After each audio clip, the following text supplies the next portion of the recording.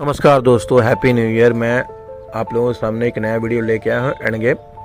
ये जो end game है ये मार्क डोस्की के बुक से लिया गया है और ये क्वेश्चन उन्हीं का है, मेरा क्वेश्चन नहीं है। मैं सिर्फ आप लोग को हिंदी रूपांतर के द्वारा बताने की कोशिश कर रहा हूँ। ठीक है दोस्तों, यहाँ पे रुक को सिर्फ एक ही बार मूव करना है और चेकमेट करना है। इसका ये मतलब है कि यहाँ पे किंग मूव होगा और किंग मूव कैसे होगा, वो लॉन्ग डिस्टेंस और डिस्टेंस ऑपोजिशन लेगा, ठीक है ना, और उसको कहाँ रखेगा, जब यहाँ की किंग जो है ब्लैक का A8 पे रखा है तो वो A के फाइल में और B के फाइल में ही रहेगा वो, क्योंकि वो C का फाइल में उसको नहीं पहुंचने देना है कि ताकि वो भाग के निकल जाए। ठीक है ना, तो देखिए आइए कैसे हम करते हैं। हम यहाँ पे किए क्या, B2 किए तो वहां पे वो क्या किया, यहाँ पे एक मिस्टेक करके वो क्या B8 पे चल गया। ठीक है ना, तो उसका फायदा उठा के हमको क्या करना है, किंग B3 से करके उसको फोर्स करना है कि भाई तुम अब 7th रैंक पे कहीं पे भी आओ, हम तुरंत अपोजिशन ले लेंगे। ठीक है ना, तो यहाँ पे वो क्या किया, किंग A7 गया। तो हमको यहाँ क्या करना है दोस्तों,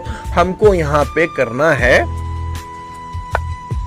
किंग C4। किंग C4 जाने के बाद दोस्तों क्या है कि उसको या तो 7 के रैंक पे तो रहना ही है या 6 के रैंक पे भी आ सकते हैं, लेकिन उसको अब खुद वही फाइल पे ही रहना पड़ेगा, A फाइल और B फाइल। ठीक है ना, तो यहाँ पे वो किंग B6 जैसे ही आया दोस्तों। देखिए हम C फाइल पे इसलिए गया था कि जैसे ही मतलब आपको B के फाइल पे आएगा और हम यहाँ पे उससे डायरेक्ट अपोजिशन छीन लेंगे दोस्तों। ठीक है ना, B4 करके किंग B4 करके हम तुरंत डायरेक्ट अपोजिशन छीन लिए। फिर उसको फोर्स पड़ा कहाँ, किंग A6 जाना पड़ा, फिर हम वापस चले जाएंगे C के फाइल पे।